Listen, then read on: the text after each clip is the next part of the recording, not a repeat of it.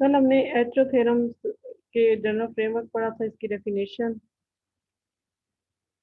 अब तक हम काफ़ी दफ़ा इसको रिपीट कर चुके हैं कि a nation will export the community whose production requires intensive use of the abundant factor of production of the nation and the cheaper factor। एक नेशन उस कम्युनिटी की प्रोडक्शन में स्पेशलाइज करेगी तो उस कम्युनिटी को सपोर्ट करेगी जिस कम्युनिटी की प्रोडक्शन के लिए वो factor of production intensively use होता हो जो उस नेशन के पास अबंडेंस में है और जिसकी प्राइस उस नेशन में कम है।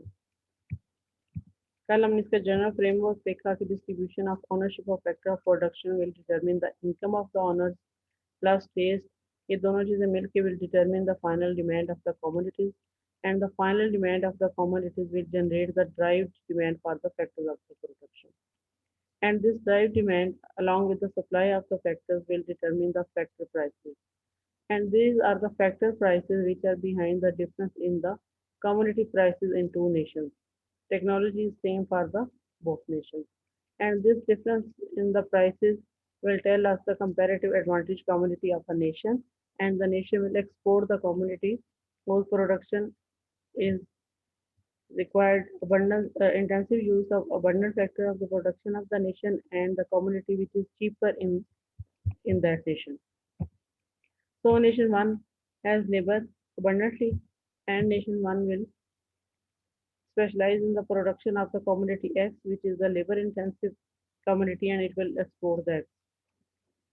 And the nation by two, which has the capital abundantly, and the community Y is capital intensive, so nation two will produce and export the commodity Y and will import the commodity X.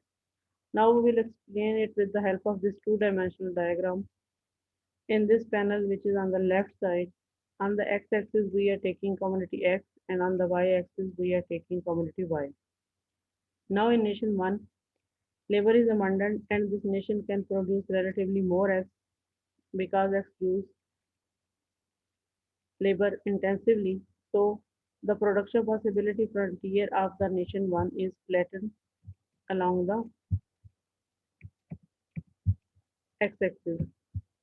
And again, this is the shape of production possibility frontier of the nation 2, which based on the factor endowment of the nation 2, mean nation 2 has capital abundantly and community Y is capital intensive। ये दोनों के community indifference का map है क्योंकि हमने assume किया हुआ कि दोनों का टेस्ट बिल्कुल सेम है, इसलिए इनके सेम कम्युनिटी इंडिफरेंस का मैप्स हैं। बिफोर ट्रेड आज जिसे हमने अटार्की कहते हैं, nation 1 is at point A, it is producing at point A and it is consuming at point A. Nation 2 is at point A dash, it is producing at point A and consuming at point A. At this point, indifference curve 1 is tangent to nation 2 at point A dash and tangent to the production possibility frontier of nation 1 at point A. यहाँ पे अगर हम tangent draw करें तो P A dash relative prices are px over py in nation 2 and pa is the relative price px over py in nation 1. Now we say that px over py, ये जो slope है pa, it is less than pa dash. It's mean that x is cheaper in nation 1 and y is expensive relatively. And for the nation 2, y is cheaper. So keeping this thing in mind, कि community X is community of comparative advantage of nation 1 and community Y is community of comparative advantage of nation 2. ये before trade situation. Now with the opening of the trade, what will happen? Then nation 1 will specialize in the production of commodity X. So it will move from point A toward the x-axis. Here we see it will produce more of commodity X and it will reach here at this point in the production. Again, after the opening of trade, nation 2 will move from point A dash toward the B dash. It will produce more Y after the opening of trade and it will produce at point B dash. Now what will the consumption point of the both nations? When nation 1 will produce at point B, it is producing about 130 units of X or 125 units of F, 130, 125 रफली। लेकिन आप इसमें amount यहाँ पे ना भी लिखें, only आप ये लिखें कि nation 1 is producing at point B but it will export the BC amount of nation BC amount of commodity X. When it will export the BC amount, it will have to consume only at this point 81, 82 के करीब units है, but it will export the BC amount of commodity X and it is producing at point B. It has only 20 units of the Y, but it will import the CE amount of Y. It is a trade triangle of the nation 1. When it will export BC of X and will import CE of Y, it will consume at point E, which is given here, and it is on the higher community indifference curve. Now, nation 2, after recognizing and specializing in the community of its comparative advantage, it will produce at point B dash.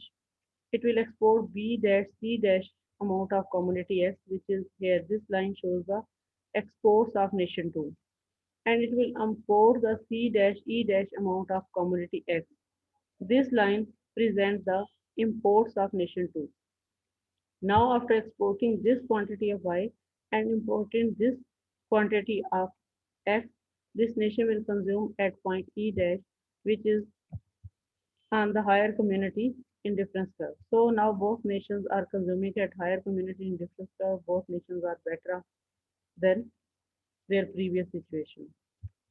And these are the trade triangles in which we know that exports of nation 1, which are BC, are equal to imports of the nation 2, which is equal to CE. Again, here we see that B dash C dash, these are the exports of nation 2, which are equal to EC, which is imports of nation 1. So exports of one nation are equal to imports of other nation. Another point is that this nation started production from A and it stops at B, and this started from A dash and it ended up at B dash. Because the tangent at these 2 points B and B dash is equal to PB, which is equal to PX over PY is in nation 1 is equal to PX over PY in nation 2 is equal to 1. जहाँ पे price ratio or relative prices become equal in two nations, the trade is balanced at that point. ये details इधर भी दी हैं आपकी book में nation 1 exports X in exchange for Y and consume at point E, which is on higher community indifference curve. Again, note that nation 1's exports of X is equal to nation 2's imports, which is here ये BC और C dash E dash. Details are given here जो मैंने भी explain की हैं. At Px over Py more than Pb, अगर ये relative prices से ज़्यादा हो तो nation 1 will want to export more of X than nation 2 want to import, and at this high relative price and Px over Py falls toward the Pb. कि अगर Px over Py इस equilibrium से ज़्यादा होती तो nation 1 इस higher price पे ज़्यादा एक्स एक्सपोर्ट करना चाहती है, लेकिन नेशन 2 चूंकि इतना इंपोर्ट नहीं करना चाहती तो प्राइस खुद ब खुद will adjust toward the equilibrium. Point E involves more of Y but less of X than point A. However, nation 1 gains from trade because E is on higher community indifference curve. And same E dash is the consumption point for the nation 2 after trade, which involves more X but less Y, and A dash than A dash. Nation 2 is better off because E dash is also on higher community indifference curve. ये हमारा HO theorem जिससे हमने ये कहा था कि two parts हैं, एक एचओ थ्योरम और दूसरा पार्ट है फैक्टर प्राइस इक्वलाइजेशन थ्योरम. तो एचओ थ्योरम को हमने डिटेल से पढ़ लिया, वो यहाँ पे खत्म हो जाती है. सेकंड जो हमने पढ़नी है ये factor price equalization theorem.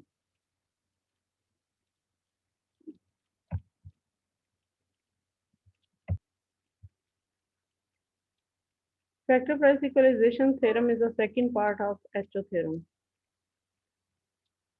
According to factor price equalization theorem, international trade will bring about equalization in the relative and absolute terms to the homogeneous factors across the nation. मतलब क्या है कि हमने पढ़ा ये था कि नेशन 1 में लेबर जो है वो सस्ता है, नेशन 2 में कैपिटल जो है वो सस्ता है, ये चीपर है, जिसकी वजह से उनकी कंपैरेटिव एडवांटेज जो है वो डिसाइड होता है और वो नेशन उस कम्युनिटी प्रोडक्शन में स्पेशलाइज करके उसे एक्सपोर्ट करता है. अब इसका रिजल्ट क्या निकलता है कि जब नेशन 1 एक्स की प्रोडक्शन में स्पेशलाइज करते हैं तो लेबर की डिमांड इंक्रीज होती है, जिससे लेबर जो कि सस्ता था वो महंगा होना शुरू हो जाता है. और नेशन 2 जब वाई की प्रोडक्शन में स्पेशलाइज करते हैं तो उस नेशन में कैपिटल की डिमांड जो कि वाई की प्रोडक्शन में इंटेंसिवली यूज होता है बढ़ती है, जिसकी वजह से कैपिटल की डिमांड इंक्रीज होना शुरू हो जाती है. तो उन तब तक ये दोनों नेशंस अपनी अपनी कंपैरेटिव एडवांटेज की कमोडिटी में स्पेशलाइज करती रहती हैं जब तक कि दोनों नेशन में जो फैक्टर ऑफ प्रोडक्शन की प्राइस में फ़र्क था वो ख़त्म नहीं हो जाता। नेशन वन में लेबर जो चीपर है उसकी प्राइस बढ़ना शुरू हो जाती है due to increase in demand, और साथ ही चूंकि वो पहले ही कैपिटल की डिमांड उस नेशन में कम होना शुरू हो जाती है। इसी तरह नेशन टू में क्या है कि कैपिटल की डिमांड जो होती है, जो कि चीपर था वो बढ़नी शुरू होती है, तो कैपिटल की प्राइसेस बढ़ना शुरू हो जाती है। और लेबर जो कि उसकी बाय की प्रोडक्शन में इतनी ज़्यादा ज़रूरत है, उसकी डिमांड मज़ीद कम हो जाती है, लेबर की प्राइसेस नेशन टू में कम होना शुरू हो जाती हैं, और एट द एंड ट्रेड तब बैलेंस होती है जब दोनों नेशन में relative prices of commodities of factor and factor of production बराबर नहीं हो जाती। In short wages and other factors returns, factor return से मुराद यही है जो उन फैक्टर्स की अर्निंग है, मतलब लेबर की वेज है और कैपिटल का रेंट है। So wage and other factor returns will be the same after specialization and trade has occurred. It holds only if HO theorem holds, कि अगर HO theorem जो सी है वो एग्जिस्ट करती हो तो ही फैक्टर प्राइस इक्वलाइजेशन थ्योरम अपना result जो है वो शो करेगी कि फैक्टर ऑफ प्रोडक्शन जो होते हैं उनकी रिटर्न्स इक्वल हो जाएंगे after trade in both nation.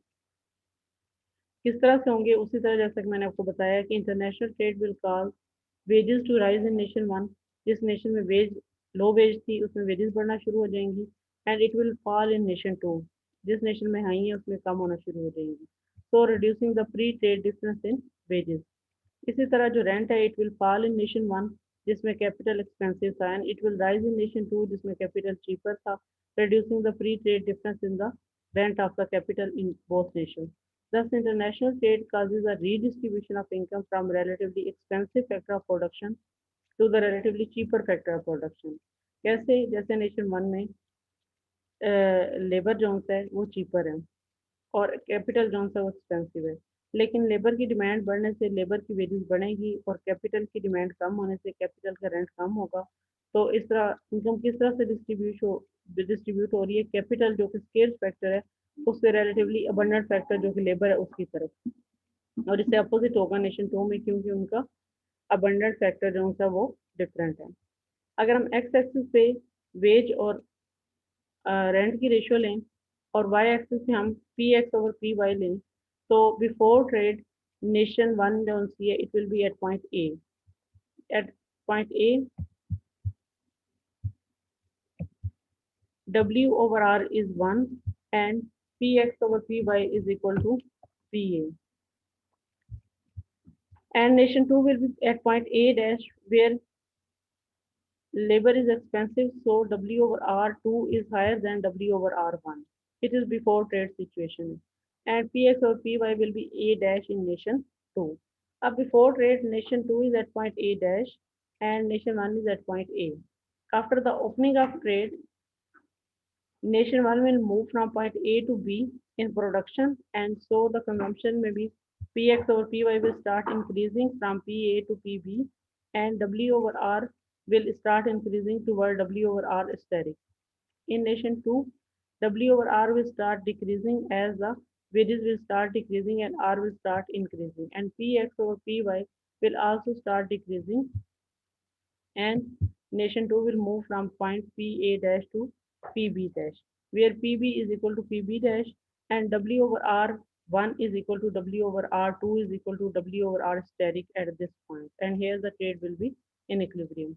So trade will bring equalization in homogeneous factor of production across the nation.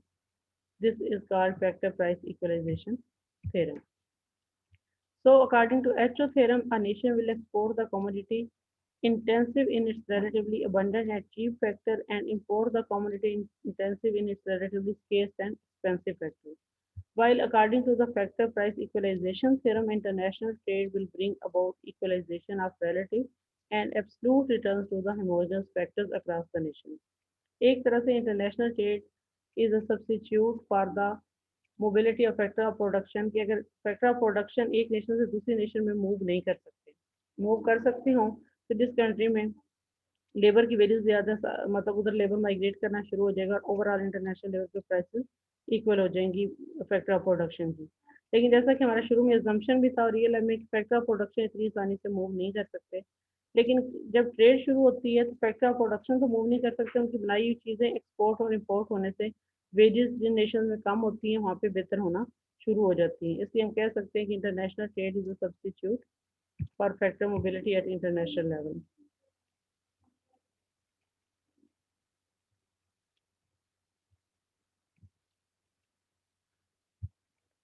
So next हमारा टॉपिक है effect of international trade on the distribution of income. We will see tomorrow in next class.